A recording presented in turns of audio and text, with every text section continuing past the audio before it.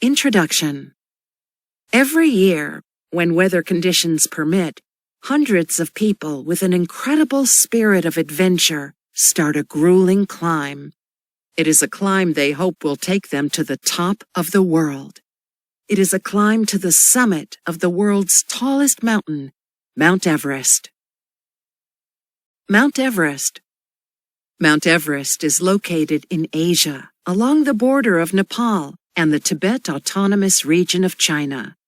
It is 60 million years old and is the tallest mountain in a chain of extremely high mountains called the Himalayas. The Himalayas and Mount Everest are located near a fault between two moving plates, or pieces of Earth's crust. One of the plates is moving under the other, forcing the top plate to rise and form mountains. Mount Everest continues to grow about 6 centimeters, 2.4 inches per year. Mount Everest towers 8,850 meters, 29,035 feet above sea level. That is almost as high as a passenger jet flies, and almost 305 meters, 1,000 feet taller than K2, the world's second tallest mountain. Many people consider it the ultimate challenge to reach the tallest point on Earth. The climb to the top of Mount Everest is filled with dangers. Steep cliffs of rock and ice, deep crevasses and moving slabs of ice and snow stand between climbers and the summit. The air near the top of Mount Everest has far less oxygen than the air at lower elevations. This makes breathing very difficult, and climbers tire easily. Add to these factors the possibility of high winds and sub-zero temperatures, and the top of the world seems almost unreachable. Do you know? While Everest is now the peak's English name, after Sir George Everest, who was Surveyor General of India under colonial rule, the Nepalese have long called it Sagarmatha, a Sanskrit word for peak of heaven, and Tibetans call it Chomolungma, Mother Goddess of the world. Preparing for the climb.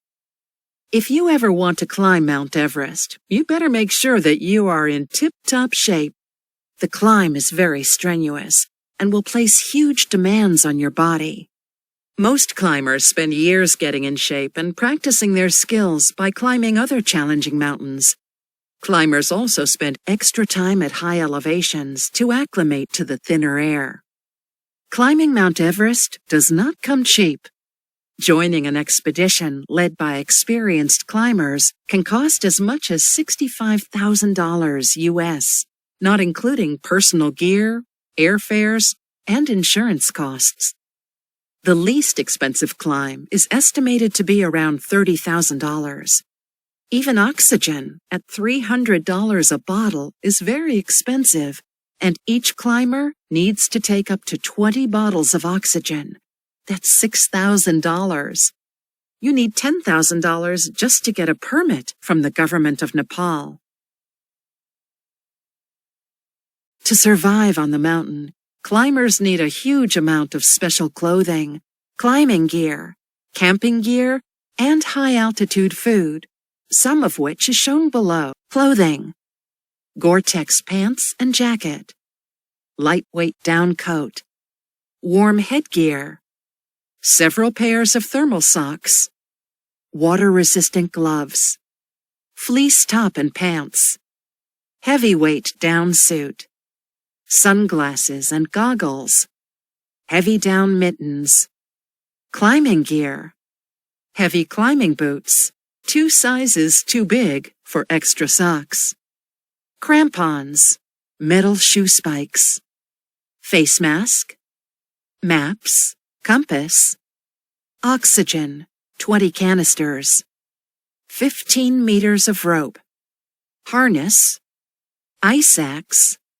camping gear, large tent for base camp, smaller high-quality tents for higher elevations, down sleeping bags, 2 to 3, sleeping pads, bottled gas, cooking stove, water purifier.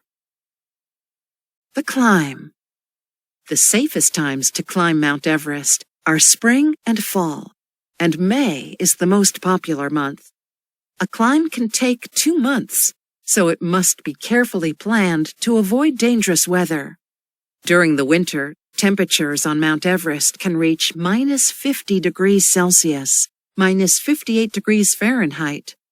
During the summer, enormous storms dump meters of snow on the mountain.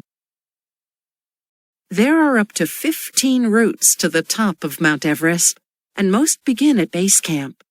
Base camp lies almost 5,500 meters, 18,000 feet above sea level, but is still 3,219 meters, 11,000 feet below the summit. The trek to base camp alone can take 10 days. At base camp, climbers must spend about a week resting and acclimating to the high altitude. Then climbers spend a few weeks hiking up to higher camps and back down. They must go back and forth to each camp several times before moving on to the next one.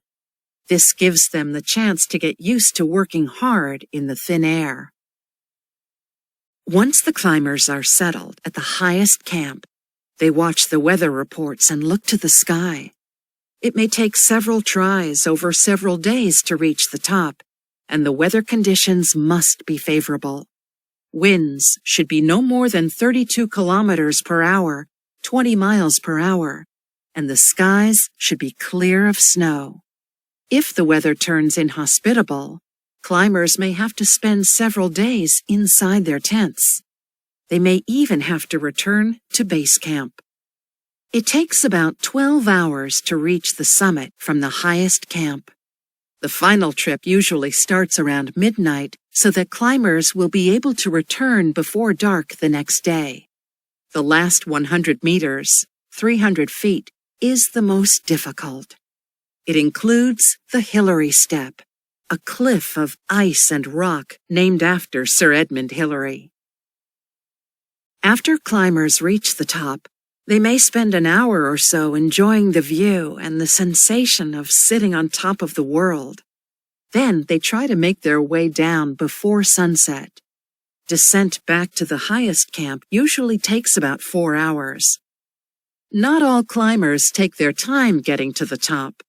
In 2003, on separate occasions, 2 Sherpas climbed from base camp to the summit in under 13 hours. One of them, Pemba Dorje, then returned in 2004 and climbed in a record 8 hours, 10 minutes. Sherpas can climb much faster than most other people because their bodies are adjusted to the high altitude. Sherpas. About 500 years ago, the first Sherpas crossed over into Nepal from a region known as Tibet. They were originally herders and traders, but since settling under the shadow of Mount Everest, they have become known for their skill in guiding climbers up the mountain. Sherpas have adapted to the low-oxygen climate of the Himalayas. They easily outperform people who come from lower-altitude regions. Most climbers could not summit Everest without Sherpas, who act as guides and porters, carrying most of the gear. Sherpas sometimes carry more than their body weight, and it is not unusual for their loads to be more than 150 pounds. Do you know? Sherpa is an ethnic group of people, but Sherpas, with a lowercase s, are the guides for Everest expeditions and other mountain climbing attempts. Some Sherpa people become Sherpa guides, but not all Sherpa guides are Sherpa people. Strong, knowledgeable, and adaptable, Sherpas are synonymous with climbing Everest. Their understanding and skills provide a very important service to other climbers. They act as guides and consultants, carry gear, and prepare food. They are justifiably proud of their mountaineering heritage and legend. Do you know? Sherpa men are often named for the day of the week on which they were born, or for a particular virtue. This explains why many Sherpas have the same first name. Most Sherpas use only one name. Common names include Tenzing, Nawang, Tashi, and Dorje. The first to the top. A team of climbers from Great Britain was the first to attempt to reach the top of Mount Everest. They set out for the summit in 1921, but failed. In 1924, George Mallory, who tried in 1921, and Andrew Irvine attempted to reach the summit. They were last seen above Camp 6. Years passed without anyone knowing their fate. In 1999, a group of climbers came across Mallory's body, 305 meters, 1,000 feet below the summit. No one knows for sure if he made it to the top and was heading back down when he fell to his death, but it is doubtful that he succeeded. In 1953, another team set out to climb the world's tallest mountain. On May 29, 1953, Sir Edmund Hillary and Tenzing Norgay crept slowly up the frozen side of the mountain and became the first to reach the summit. It had taken them 7 weeks from the day they arrived at Everest Base Camp. Edmund Hillary was a beekeeper from New Zealand. He was made a knight after he climbed Everest, making his name Sir Edmund Hillary, and Tenzing Norgay was a Sherpa. Hillary and Norgay's achievement was celebrated around the world. Neither of these climbers sought fame or fortune, but they used their fame to benefit the people of Nepal. Sir Edmund Hillary established a foundation that has built hospitals, medical clinics, schools, and bridges. The foundation is also responsible for planting hundreds of thousands of trees in the Himalayas. Tenzing Norgay established a climbing school, and dozens of his students have reached the top of Mount Everest. Like Hillary, Norgay used his success to help improve educational opportunities for Sherpa children. Climbers. Many people thought that after Hillary and Norgay reached the top of Mount Everest, no one would want to do it again. But the opposite is true. Since the 1920s, thousands of people have attempted to reach the summit of Mount Everest. By 2010, over 3,300 had accomplished their goal. People of all ages come from all over the world to make the attempt. Climbers from Austria, Bosnia, China, Germany, Great Britain, Canada, Italy, Japan, Mexico, Russia, the United States, and many other countries have reached the top. There have been many new firsts over the years. In 1975, Junko Tabei, from Japan, became the first woman to scale the mountain. In 1978, the first person climbed to the summit without the aid of bottled oxygen. In 2000, a climber skied all the way down from the top. A year later, another climber snowboarded down from the summit. In 2001, Eric Weyenmeyer became the first blind person to reach the top. No one knows what future firsts there may be. A Sherpa by the name of Appa Sherpa has made it to the top of Mount Everest a record 20 times. He reached the summit for the 20th time in May 2010. Also in May 2010, 13-year-old Jordan Romero became the youngest to climb Everest, a record previously set in 2001 by a 15-year-old Sherpa. That same May 2010 weekend, over 200 climbers made it to the summit. The oldest person to reach the summit by May 2008 was a 76-year-old Nepalese climber. Do you know? World expeditionist Peter Hillary, the son of Sir Edmund Hillary, followed in his father's footsteps. Peter has climbed to the top of Mount Everest twice, once in 1990 and again in 2002. Timeline of major Everest climbing feats. 1921. First attempt, British team. 1924. George Mallory disappears. 1953. Sir Edmund Hillary and Tenzing Norgay reach the top. 1975. First female climber makes the summit. 1978. First climber to reach the summit without bottled oxygen. 1980. First solo climb, Reinhold Messner. 1996. Storm kills 15, most in a single year to date. 1999. George Mallory's body found. 2001. First blind person reaches the top. 2004. Fastest climb recorded at 8 hours, 10 minutes. 2008. Oldest person to reach the summit, age 76. 2010. Apa Sherpa beats own most climbs record, 20. 2010. Youngest person to reach the summit, age 13. 2015. At least 18 people at South Base Camp killed in an earthquake in Nepal. 2020. Nepalese government temporarily halts all climbing permits due to concerns about the COVID-19 pandemic. Dangers. Nearly 10% of those who attempt to climb Mount Everest die. In 1996, a particularly fatal year for climbers, a single storm claimed 15 lives. From 1922 to 2009, more than 220 climbers died climbing the mountain. The greatest cause of death on Mount Everest is avalanches. Many climbing routes follow glaciers, which are moving rivers of ice. As the ice flows slowly downhill, enormous chunks can break off and collapse. The moving ice also has huge cracks called crevasses, which can be hidden by snow. One misstep can send a climber plunging to their death. Climbers must be prepared to deal with the effects of an oxygen-poor environment. Even at heights above just 3,000 meters, 10,000 feet, humans can experience nausea, headaches, confusion, loss of muscle coordination, and even hallucinations.